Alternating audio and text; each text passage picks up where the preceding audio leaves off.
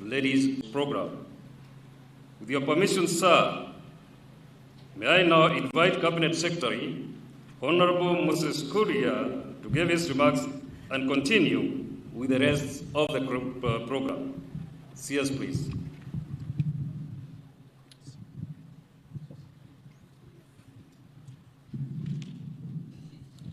Your Excellency, the President of the Republic of Kenya and the Commander-in-Chief of the Kenya Defense Forces, the Chairman of the Council of the National Youth Service, Director General and all the Council members, the Governor of the County of Nakuru, Her Excellency Susan Kihika, Members of Parliament, led by the Chair of the Committee for Social Protection, Honorable Alice Nganga, servicemen, servicewomen, ladies and gentlemen, good afternoon. It is my pleasure to invite you, Excellency, as you join us in this very important milestone in the calendar of the National Youth Service. If there is a true embodiment of the bottom-up agenda, it is the National Youth Service. The 10,000 servicemen and women who are graduating today from the paramilitary service training are drawn from all the 1,450 wards of the Republic of Kenya, meaning that we are truly the face of Kenya and truly the embodiment of the bottom-up economic transformation agenda. Your Excellency, the National Youth Service is based on 4 pillars that we are implementing. And what is in front of you today is pillar number 1 on the paramilitary training and regimentation. Regimentation because in the National Youth Service, we believe that by working together in groups, it builds discipline, the right ethos and values, and also it gives us a chance to instill a sense of patriotism. After here, we will now go to the next steps in that journey of the National Youth Service through the second pillar of national service, where these wonderful young men and women will be deployed to carry out several tasks in assisting our nation building. Our third pillar, Your Excellency, is based on technical and vocational training, where we are already working with the technical and vocational education training institution in further deepening the skill base and the technical base of the graduates who are in front of you today. And the fourth pillar, for which you have been extremely supportive as we embark on our engineering agenda, is the pillar of commercialization, where we say that other than just building a cadre of young men and women who are going to play a very pivotal role in nation building and rebuilding our country, that we can also create a service that is sustainable, that we do not have to come all the time and seek exchequer support. Your Excellency, from the support that you are giving us in kicking off our transformation agenda under the NYS re-engineering program, we want to promise you that in the passing out parade of the year 2025, we look forward to actually giving you a dividend check, having employed young people and having deployed them to useful commercial purposes and ensuring that we have an NYS that is self-sustaining, that can be able to also expand and include more young people in that service. Your Excellency, let me take this opportunity to very briefly thank your officers whom you have appointed for the overwhelming support that they have given us to involve the National Youth Service in several aspects of our nation building so that we can be able to absorb even more young people. I just want to cite some state departments who have come forward and agreed to your clarion call to support the National Youth Service. The State Department for Water and Sanitation, who have committed to involve the National Youth Service in building small dams and actually expanding the existing ones, desilting the ones that are not usable anymore, so that the National Youth Service can be at the forefront in ensuring that the country is self-reliant in matters of water. State Department for Irrigation, with whom we are already working in some areas, building 25 kilometers of a canal in the Tana Delta, ensuring that we participate in the irrigation of up to 10,000 acres that we are going to put into active use to also help our country in matters of food security. State Department for Wildlife, the Principal Secretary for Wildlife, Sylvia Musia, is here, who are involving the National Youth Service in building water ponds within our national parks and ensuring that we actually reduce the deployment cycle as opposed to the traditional way that we have been doing this job. State Department for Crops Development, who have already, we had a very successful exercise in the last 6 weeks, where we have been harvesting maize seedlings in Kitale, in the ADC farm Kitale, and the CEO of ADC is here with us, where we have harvested 6,000 acres of maize seedlings that would have otherwise gone into waste. And by the way, we are not doing this for free. The Kenya Seed Company has come here with a check of 13.5 million shillings to pay these young people for our sweat. Just an example of one and many more things. Ladies and gentlemen, the President is already here, coming, of course, to preside over this function. I now hand you over to the official celebration. Let us cross over and listen in. Tumpungie mkono Mheshimiwa Rais wetu. The effects of El Nino, the National Youth Service and the State Department for ASAL, alongside our other discipline forces within the National Police Forces and the Kenya Defense Force, are right in the forefront of ensuring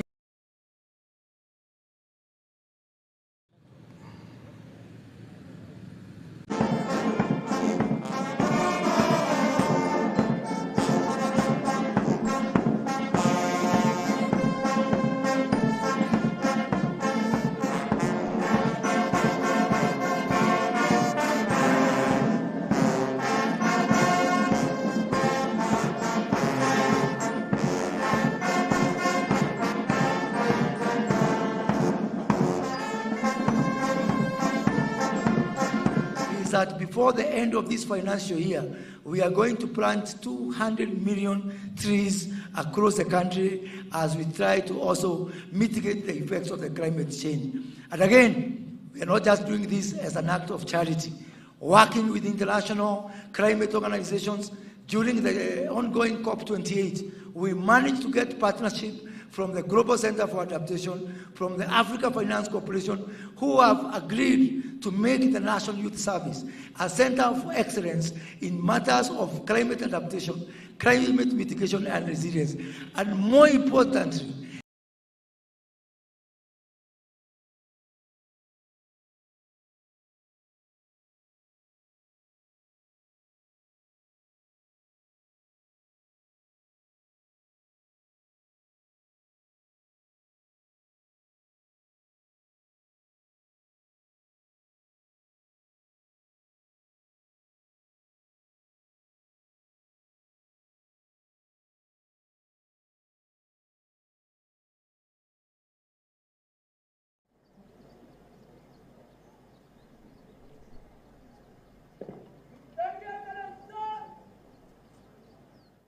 the best recruit in sports women, service number 230019, Emily Kemunto.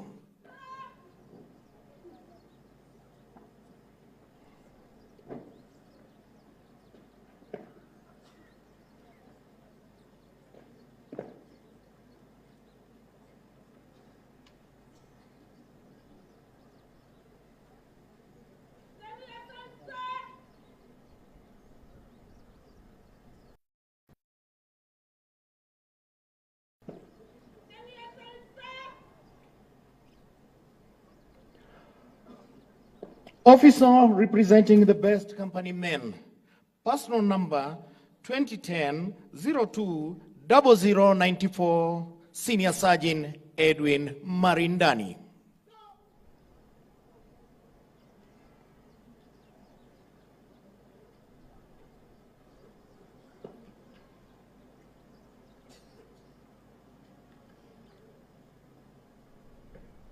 The other interventions will be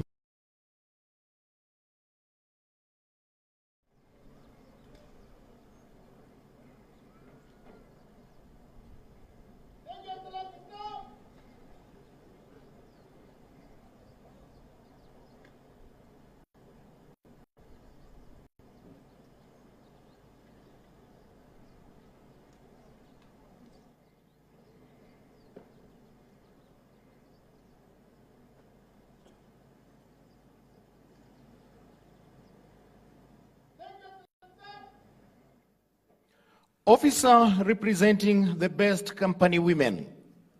Personal number 200-703-382, Inspector Cecily Njiru.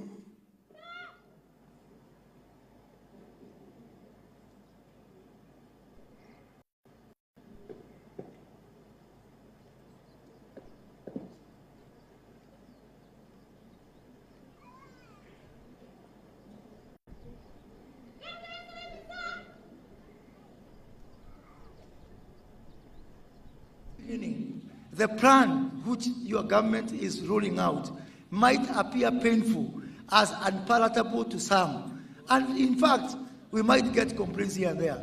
I want to encourage you to follow the footsteps of my namesake, Moses of the Bible. When the children of Israel left Egypt and they went into the wilderness, they were crying. And some were even saying, afadhali uturudishe kwa Farao. Na Farao hata alikuwa anawachekelea, anawaambia niliwaambia mtajuta, afadhali mrudi huku. Lakini walipofika huko Canaan, hata hakuna mtu alikumbuka ile mashida tulikuwa nayo kwa njia. So we are going to keep the focus, because once we cross to the other side, even those people who are making noise today, like the children of Israel, they will not remember the problems that they had in the wilderness. We also intend to be innovative. We have to look for different ways to do things for us to change this country. We cannot do things the same way it has been done and expecting different results. Even the person who invented the car, in the beginning, people were resisting, and they said they don't want the car. They want faster horses. But in the end, today we cannot imagine life without the car. So we will keep the focus. We will try in different ways. We will try to be innovative, and we will move and transform and change this country, because that is what the people and God expect of us. And now, Your Excellency, let me take this opportunity to invite the governor of the county of Nakuru, who is our host. Your Excellency, you are sitting in a very interesting ward, the ward where we're sitting today. Last year, on the 9th of August, they went to the ballot to elect 6 people. Out of all those 6 people, you are the only man they elected.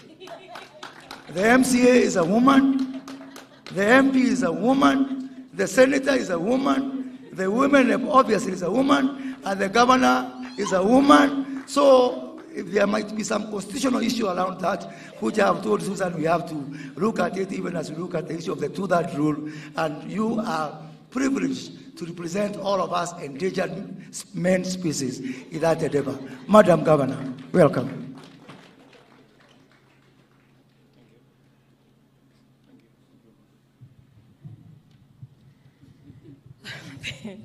Thank you. Your Excellency, the President of the Republic of Kenya, Honorable Dr. William Samoei Ruto, also the Commander-in-Chief of the Kenya Defense Forces, Honorable Moses Kuria, the Cabinet Secretary, Public Service Performance and Delivery Management, Principal Secretaries present. We have, Your Excellency, let me recognize the presence of our area MP, Madam Speaker, Mheshimiwa Wangare. Let me also recognize the presence of Honorable Musa Sirma, who is from our neighboring county here and from Eldama Ravine. Recognize the presence of Honorable Alice Nganga, MP Thika. the presence of Honorable Hilary Kosgei, MP, Kipkelion West, the presence of our Deputy Speaker of the Senate, the Senator of Meru, Mheshimiwa Kathuri Murongi, and the presence, Your Excellency, of our area MCA, Mheshimiwa Rose. And Mheshimiwa Kuria, sisi ndio tuko, wa mama. Your Excellency, also, let me recognize, the James Tamboro, Acting Director General, National Youth Service, Lieutenant General Retired, Mwaniki, the Chairman of the National Youth Service Council, Lois Koech, the Commandant of the NYS Paramilitary Academy, and all the ladies, distinguished ladies and gentlemen, and the graduates this morning. Your Excellency, it is my privilege and distinct honor to welcome you to Nakuru County this morning at the pass-out parade of the National Youth Service recruits here at the NYS Paramilitary Academy in Gilgil, Nakuru County. From the onset, Your Excellency, I want to appreciate the very cordial and complimentary manner by which the national government has worked hand in hand with county governments in the discharge of services to the public under their respective mandates as provided for in the Constitution. I want to assure you that we as Nakuru County are committed to working closely with your government as we seek to grow our county. Your Excellency, Nakuru County is proud to be the home of the National Youth Service, a critical institution charged with the duty of empowering young people with knowledge, skills, experience, and values that prepare them to exploit their potential, earn a decent livelihood, and apply enterprise for the betterment of Kenya. I hold the conviction that the training recruits undergo for the 6 months that they're here in this school not only prepares them for the highly competitive job market, but it also equips them with technical know-how to survive and thrive in the job market. I note with great level of appreciation, Your Excellency, that the NYS Paramilitary Academy is famed for training recruits in high-level practical vocational skills that are on demand during the implementation of national development projects, especially those aligned to the bottom-up economic transformation agenda, better, such as affordable housing. Indeed, whereas these projects require adequate training and adequately trained labor force, Your Excellency, the truth is that the majority of our counties, Nakuru included, exist inadequate labor in the market for these very technical skills due to lack of relevant certification. So in the wake of this inadequacy, the county government of Nakuru is working with the State Department of Housing and Vocational Training and agencies such as International Labour Organization, National Industrial Training Authority, and National Construction Authority to train our labor force for certification purposes. More than 3,000 artisans are currently undergoing training in order to benefit from the affordable housing program. This is an area that my government will readily collaborate with the NYS Paramilitary Academy to train our artisans. A program that twins our vocational training centers with the NYS Paramilitary Academy to not only train but prepare a curriculum that currently meets the needs of job markets that are highly recommended by our government, Your Excellency.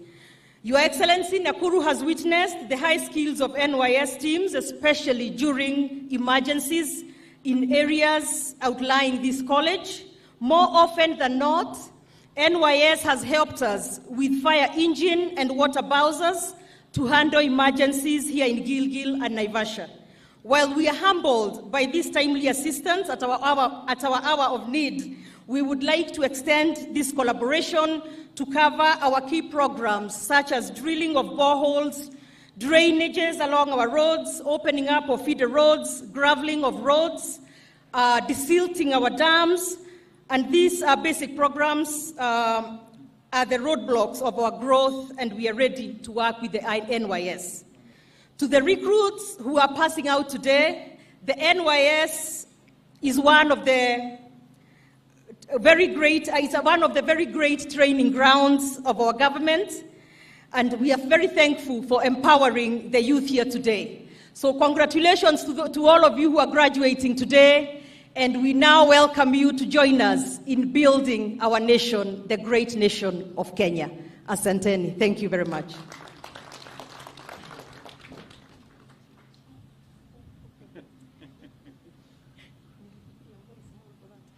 It is now my singular honor, singular duty to invite the President of the Republic of Kenya and the Commander-in-Chief of the Kenya Defense Forces. Karibu, Your Excellency. Thank you. Asante sana, Mheshimiwa. Tafadhali tuketi chini wale mko na viti. Asante sana, Mheshimiwa Gavana wetu wa Nakuru, Mheshimiwa Moses Kuria, Waziri Husika, Principal Secretaries present, the leadership of National Youth Service, wazazi wote waliotembea katika sherehe hii ya muhimu, na graduates, distinguished guests. Kwanza mimi nataka nipongeze wasimamizi wa NYS, mwenyekiti, Director General na kamati yote na wale officers wote walioshiriki katika mafunzo ya hawa vijana wetu wa Kenya. And I am glad to be here as we celebrate the achievements of our youth in their preparation to serve their nation and mark another important milestone for the National Youth Service community who have made this event possible. An event like this is particularly important because its role in reminding us of the substantial reasons we have as a people of Kenya to be hopeful about the future despite the challenges we face. Old and familiar threats of war, conflict, insecurity, underdevelopment, famine, disease, and crime have been joined and intensified by terrorism, transnational organized crime, pandemics, and climate change. Consequently, states around the world are combating these threats to a great extent, with an increasing number struggling at enormous cost on livelihoods and economic development. Under these conditions, high rates of population growth have not only increased the number of citizens overall, many national populations of developing countries grow younger by the decade. Our continent now has the world's youngest population with a median age of 19, and 25 countries with the youngest median age are in Africa. What this means is that the youth are no longer just an indispensable component of society. They define the basic character of our nations and determine the direction and speed of our journey into the future. Depending on the effectiveness of the measures taken to prepare for the present and future, young people are likely to inherit the problems that bedeviled older generations and struggle under their worsening impact. This is the essence of the two contrary perspectives of Africa's youth phenomenon. On one hand, there are opinions which see in the population explosion the threat of serious instability on account of having too many young people who are unemployed and vulnerable to various socioeconomic, health, security, and climatic shocks. To this school of thought, the young people represent a ticking time bomb, which will explode sooner or later into a myriad of acute socioeconomic and political problems. On the other hand, there are perspectives which see in the youth a stronger capacity for effective harnessing globalization, innovation, and leadership in newer, more positive directions. Contrary to the youth bomb perspective, this standpoint perceives the runaway budding of our population as a singular opportunity to harness a demographic dividend by utilizing the youth as an agent of harmony and stability, frontline actors in combating various threats, drivers of greater productivity and intensified competitiveness. Both perspectives are right. If we carry on with business as usual and neglect the imperative of taking extraordinary measures to transform our economies in order to give millions of young people a better chance to build stronger nations, we will definitely have a serious crisis in our hands. The difference between the two scenarios depends on how intentional, how ambitious, urgent, and futuristic the development agenda is. It is clearly evident that for a few decades now, Kenya has been firmly and emphatically committed in investing significantly in a future that will exploit the demographic dividend to drive national development agenda. This is for a while now. Primary education has been free of charge, with huge subsidies in secondary education and even university education under the bottom-up economic transformation agenda. The bottom-up economic transformation agenda will not implement itself. On the contrary, our best chance of actualizing the Kenya we want in social, economic, political, and even cultural terms is by wasting no opportunity in equipping our young people with the skills and capabilities that are not only competitive and relevant in the current global market, but also firmly aligned with the imperatives of the radical transformation of our economy. Our review of the CBC, increase of teachers, infrastructural expansion of learning facilities, development of technical and vocational education and training institutions throughout Kenya represent one side of the positive interventions aimed at securing the greatest share of youth dividend to power national growth. The other component of these measures are strategic interventions set out in the bottom-up economic transformation agenda in order to significantly enhance the productivity of labor across 5 priority sectors, create millions of jobs for young people over the next 10 years, provide necessary infrastructure and support for them to engage in innovation and creation, as well as other forms of employment in the digital economy. The National Youth Service is not just a witness and a participant of our bold intention to enlist the youth as the leaders and drivers of Kenya's transformation. It is an example of a dedicated program for empowering our youth for a lifetime of service across all sectors. This organization has re-emerged to become a highly trusted incubator of disciplined, self-motivated, skilled, productive youth who continue to make significant contribution to the success of various entities in both public and private sectors. I think the examples given by Minister Kuria in the collaboration with various state departments speak volumes of the capacity and the potential of NYS to power the transformation of our country. Thanks to the dynamism of the National Youth Service, the graduates of this institution are much admired, effective workers in every field, from agriculture to national security and administration, as well as building and construction, research, development, and innovation.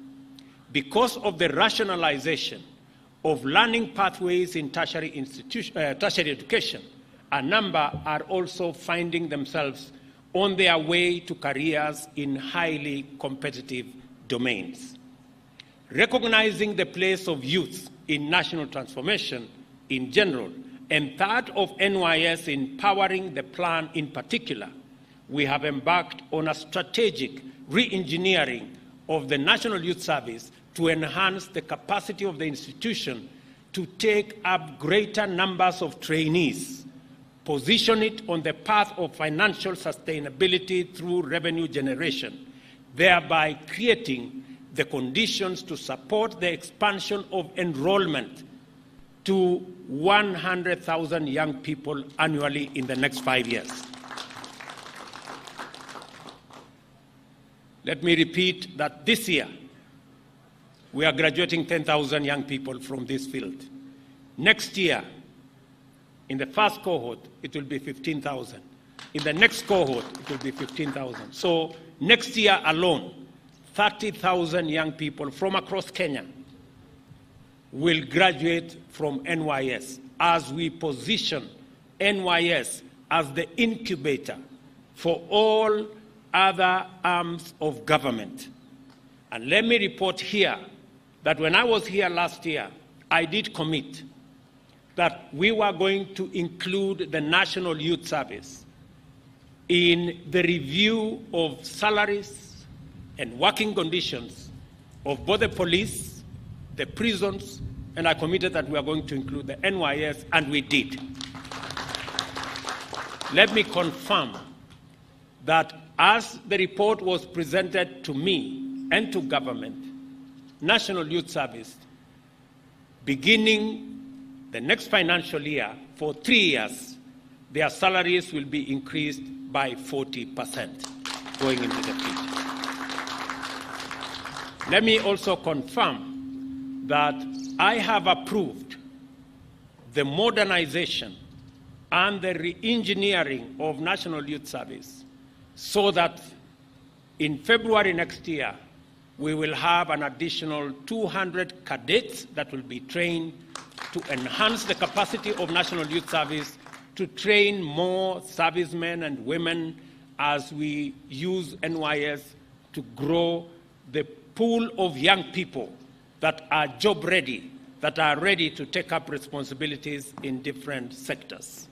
Additionally, another 500 servicemen will be trained to join staff of the National Youth Service, again in the effort to ensure that National Youth Service has the men, has the women to assist NYS train more young people. Vile tutakuwa tunaongeza wale watakuwa wanakuja hapa NYS. Na nimesema ya kwamba kuanzia Februari mwaka unaokuja, hawa vijana kutoka Kenya mzima, namba yao itaongezeka kuwa 15,000. Enrollment ya mwezi wa 8, mwezi ujao, mwaka ujao itakuwa 15,000 ingine, na polepole kwa miaka 5 tutakuwa na vijana 1,100 kila mwaka watakao shiriki katika mafundisho ya National Youth Service.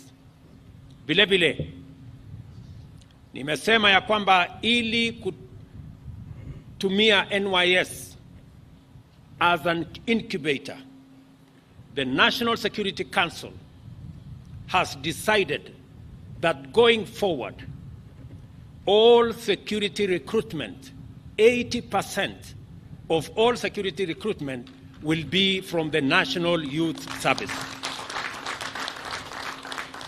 Wale vijana wote sasa tumeamua kama baraza la usalama katika taifa la Kenya kwamba wale wote watakaoajiriwa kwa jeshi la Kenya, kwa polisi wa Kenya, Kenya Forest Service, Kenya Wildlife Service, 80%, 80% watakuwa hawa vijana ambao wamefuzu kutoka National Youth Service. Vile vile tumekubaliana ya kwamba National Youth Service katika ile harakati ya kupanga vijana watakaoenda kufanya kazi katika nchi ya nje Already we are concluding negotiations with Germany. We are concluding negotiations with Saudi Arabia. We are concluding negotiations with another 8 countries on export of labor.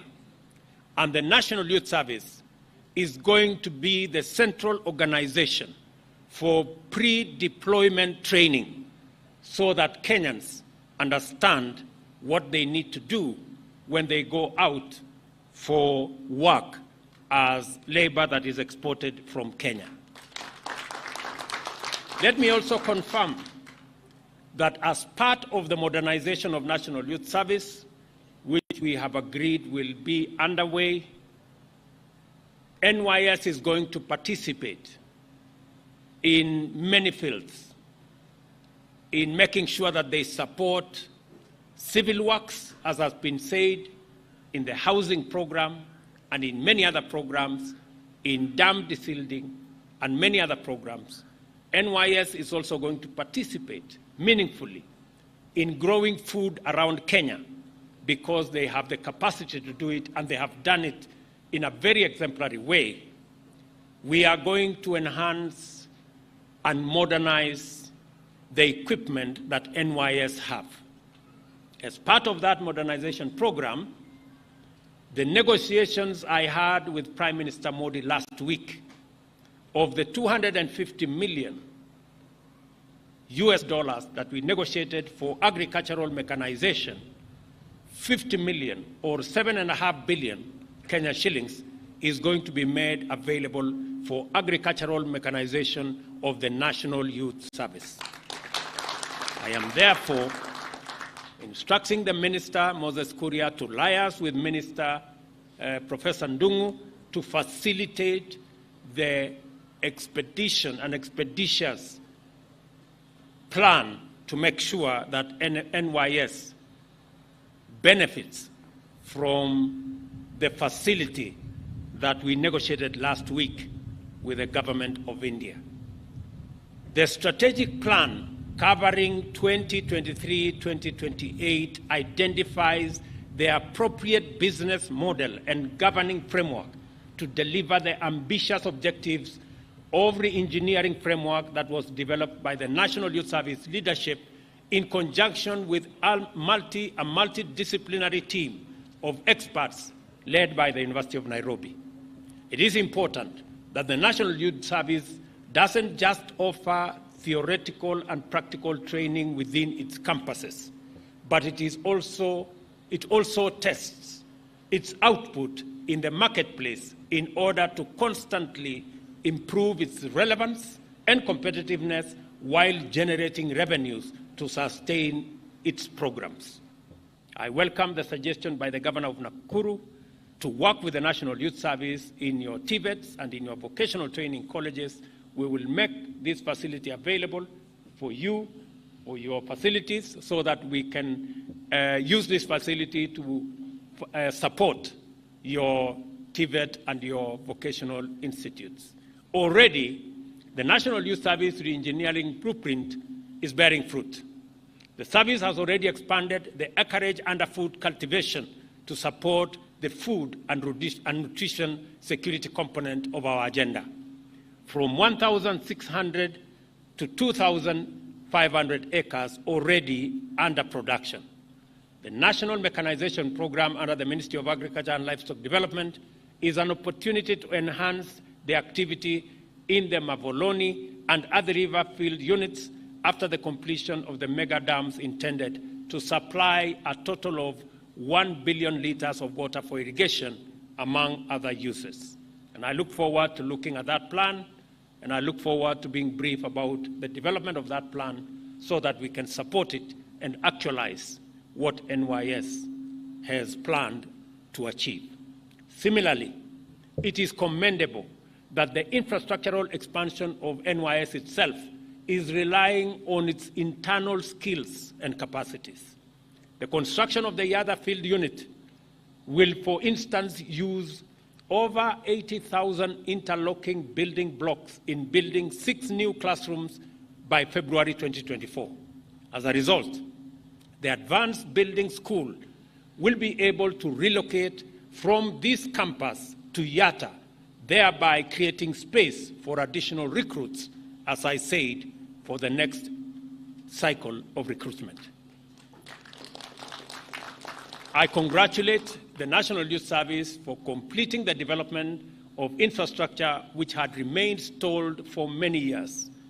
Barracks with capacity of 700 people, together with classrooms which accommodate 150 trainees, each have now been completed, and with the fabrication of 10,000 beds by the NYS Engineering Institute, the service will now be able to increase recruitment, as I said, from 10,000 to 15,000 at the next intake as we embark on the journey to ultimately expand capacities of NYS. For its part, the National Youth Service Mechanical and Transport Branch continue to drive self-reliance through the promotion of efficiency in the management of vehicles, plant, and equipment to profitably serve trainees and other stakeholders. For example, trucks and excavators have been leased out to the East African Portland Cement Company to support mining operation, and similar arrangements have been implemented in Machakos, Makwiny, Elgeyo Marakwet counties, among others. I take this opportunity to also highlight the outstanding contribution of the service to the National Tree Planting and Landscape Restoration Campaign by propagating 35 million seedlings in various field units across the country, planting 10 million of these and making the balance of 25 million available for sale to various public and private sector entities. It is commendable that the service has committed the revenues generated from this exercise to the propagation of 3 tons of seeds of assorted species to the tune of 50 million seedlings by June 2024. Elsewhere, the NYS is collaborating with the State Department of Interior to desilt the tributaries of River Nyando and clean canals connected to it in order to prevent flooding during heavy rains. This program has now been extended to Nyakach, where dikes are also under construction with the same objective.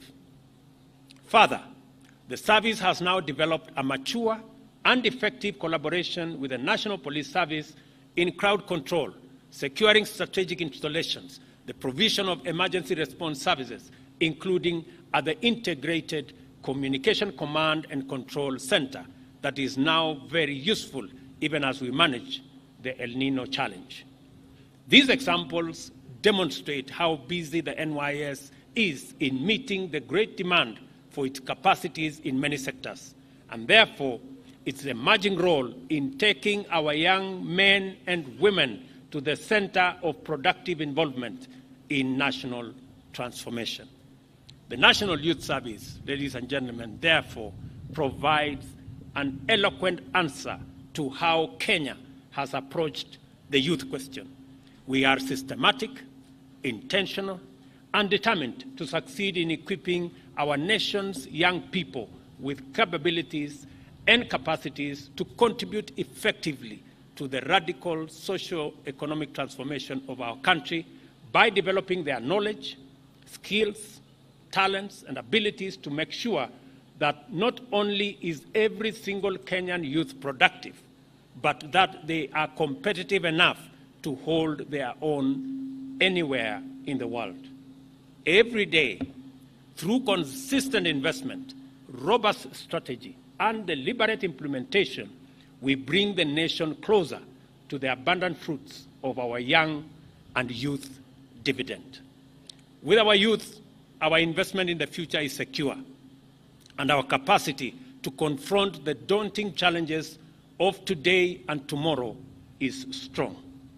The National Youth Service is therefore an iconic institution whose entire identity represents the power of our national values in action, the promise of reimagining Kenya's nationhood irrevocably anchored in our national values and our capacity to face a complicated and uncertain future with a lot of confidence. This graduation ceremony is therefore a milestone in NYS's journey to mobilize young Kenyan men and women to make their full contribution to the transformation of our economy, and a compelling demonstration of the Kenya's limitless promise when youth are equipped to lead the way into the future. I congratulate the National Youth Service community in its entirety for this achievement, and especially the tutors and parents who have engaged the trainees directly and continuously, motivating and supporting them to stay the course and do their best. I also commend and congratulate the graduates for completing their courses and taking a major step in getting ready to make Kenya a shining example of youth-driven transformation. I wish you great success, young people, and God's abundant blessings in the journey ahead as you proceed to forge a winning path for yourselves, your families, your communities, and our great nation, Kenya. Nawatakia baraka za Mungu katika safari yenu mkikamilisha hapa. Sasa mtaenda katika National Youth Service itself, na tunataka mafunzo mliopata hapa, na pale mbele mtapata training katika sehemu mbalimbali, katika vitengo mbalimbali, ujuzi wa aina nyingi. Sote tutashirikiana pamoja na nyinyi. Asanteni sana na Mungu awabariki. God bless you. Thank you very much.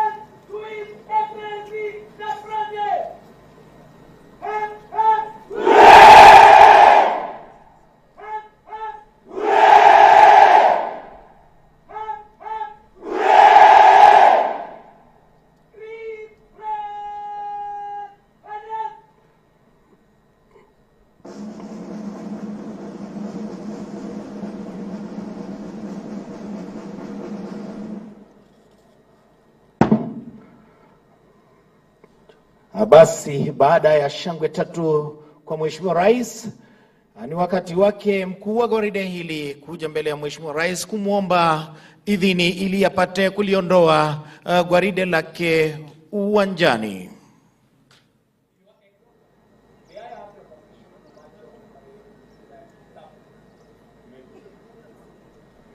Basi mshapata idhini kutoka kwa Mheshimiwa Rais ili apate kuondoa gwaride lake uwanjani.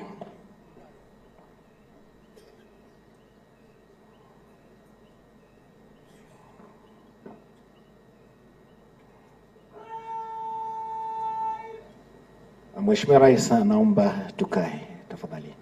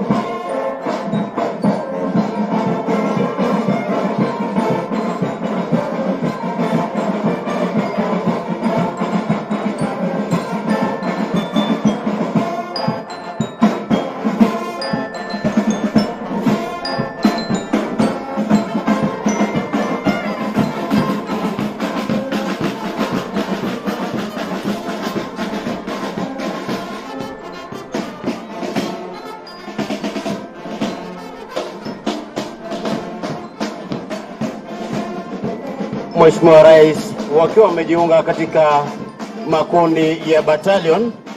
Battalion ya kwanza ikiongozwa naye kamanda wa gwaride Superintendent Hesbon Kuria, wakipita mbele yako hivi sasa, tayari vijana hawa wakiwa wamejiandaa kulijenga taifa letu tukufu, taifa la Kenya.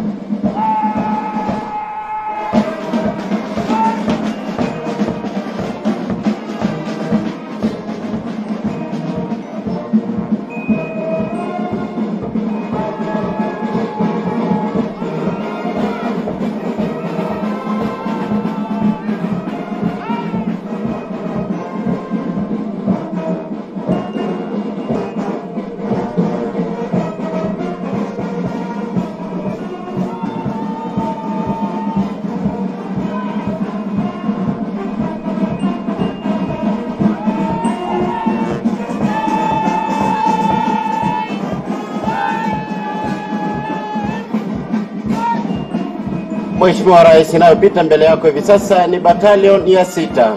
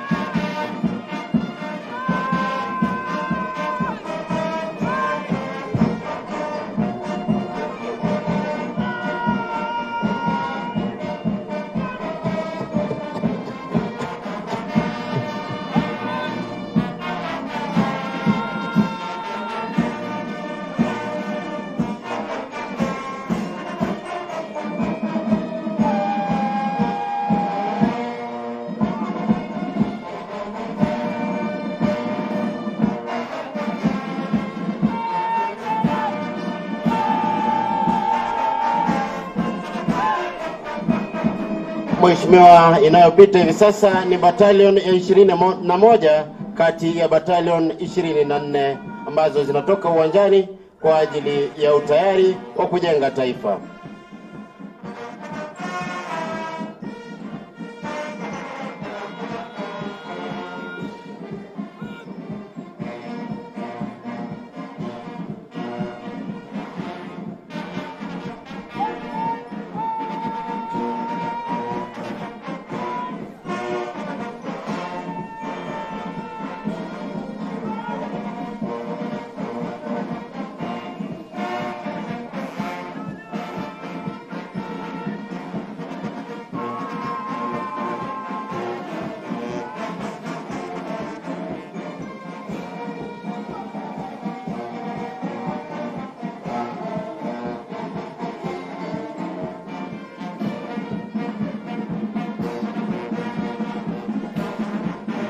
Ya mwisho Mheshimiwa Rais, wanaopita mbele yako ni battalion ya 24, nyuma wakiwa wamepambwa naye parade RSM na parade adjutant.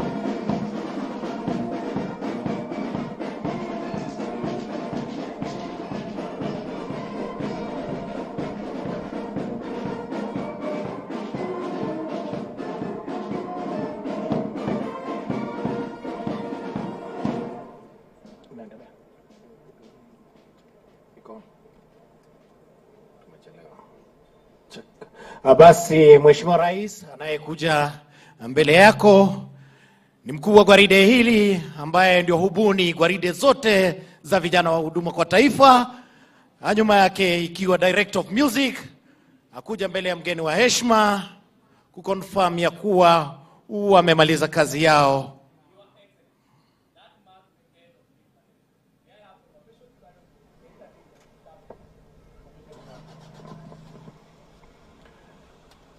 Basi wakiwa na Director of Music wamemaliza kazi yao kwa vizuri, tunao wakaribisha sasa si wengine ni ule mchezo wa kunyamaa ama silent drills.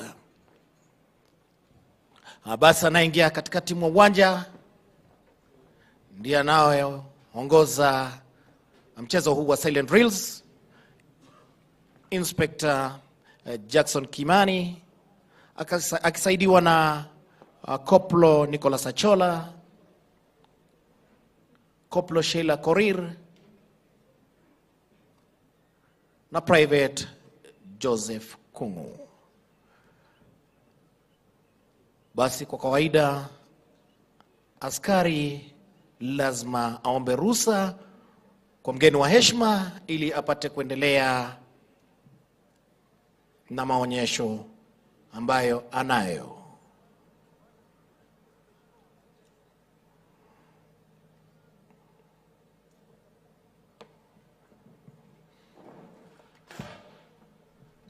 Na basi kwa maridadi kabisa, vijana hao wakiingia wakiwa vikundi vinne,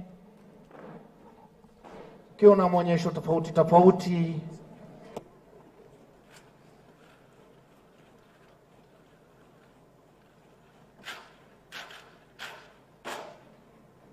Mchezo huu wa kunyamaa, fanya vitendo tofauti tofauti pasipo na amri kutoka kwa yeyote.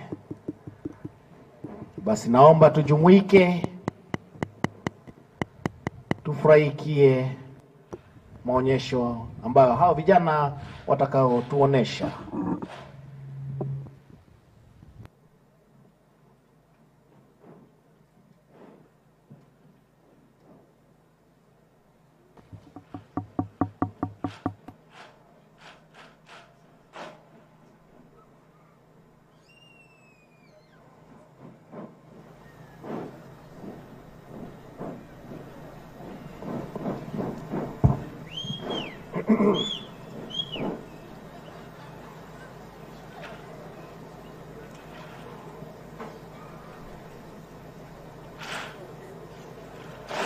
Basi wakija mbele ya Mheshimiwa Rais kuomba idhini ili waanze rasmi maonyesho hayo. Kwa maridadi kabisa wakija mbele ya Mheshimiwa Rais.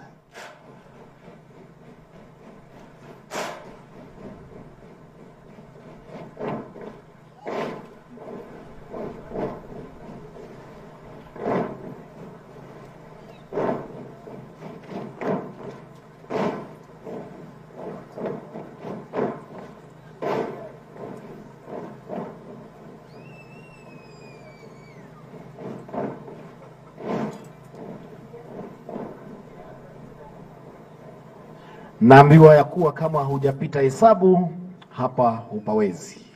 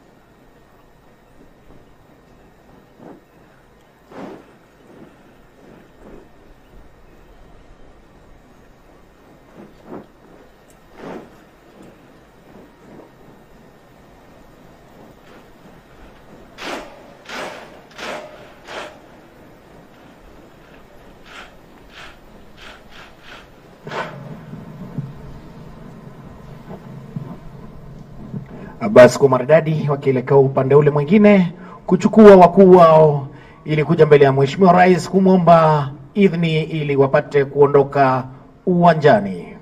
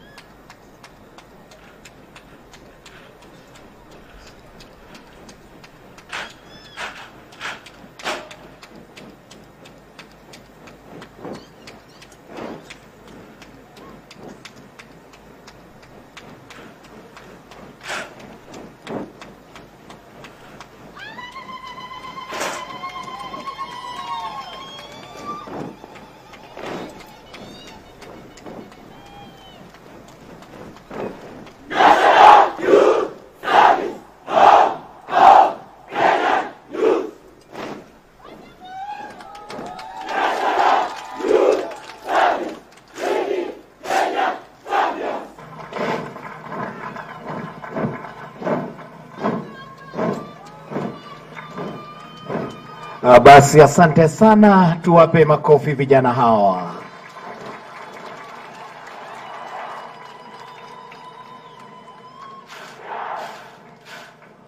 Wanaoingia hivi sasa ni wale wanaocheza ule mchezo wa taekwondo chini ya uongozi wake Atilen Odongo.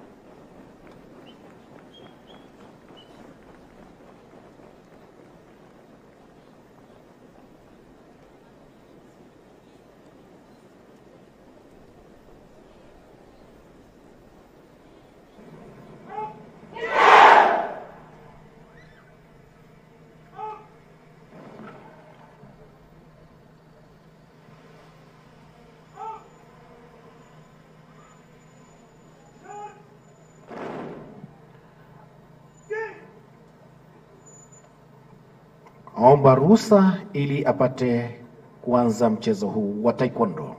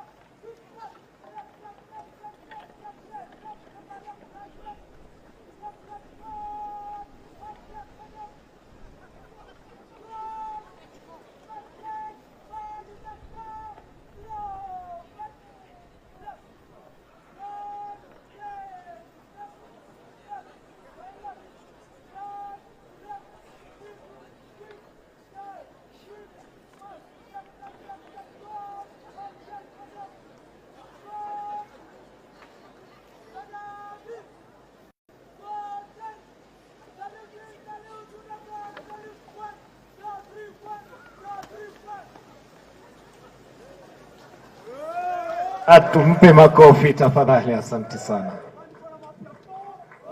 Basi mchezo unaofuata unajulikana kama a street fight.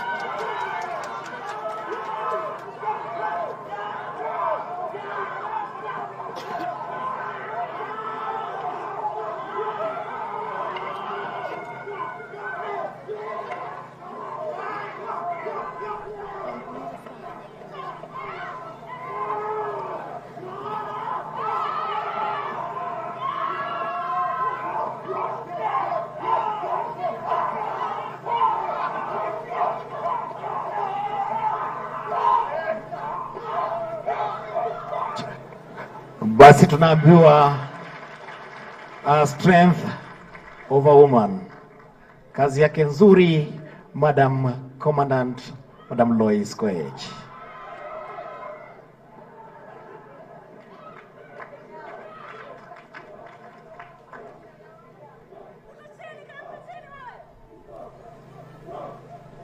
Basi wanaoingia hivi sasa si wengine ni bodybuilders, vijana wetu wa hapa hapa.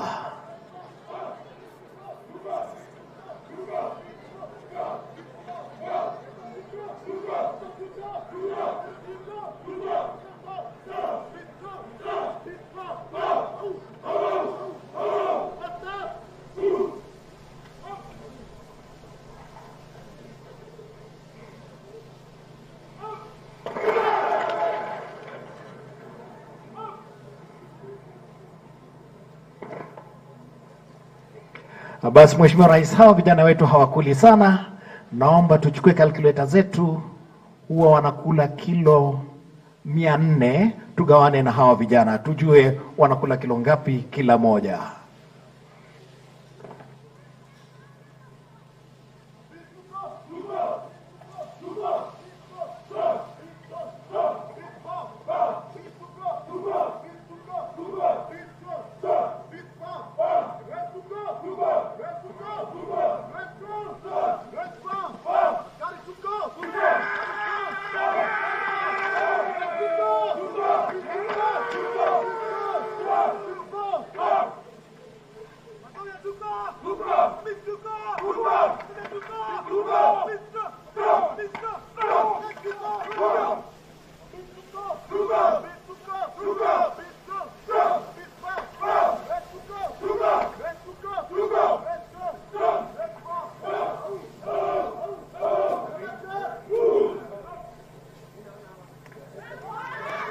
Asante sana.